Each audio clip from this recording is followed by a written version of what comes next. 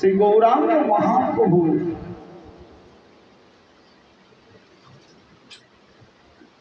আবির্ভাব করত।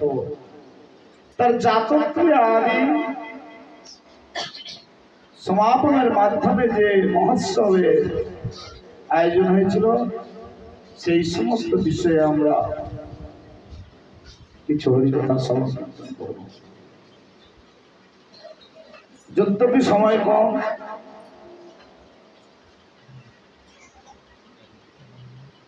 আমরা তাই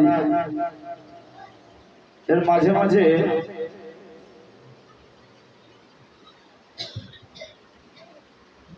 মহাপ্রভুর সম্বন্ধে যাই বলা যায় না কেন কম পড়ে যাবে।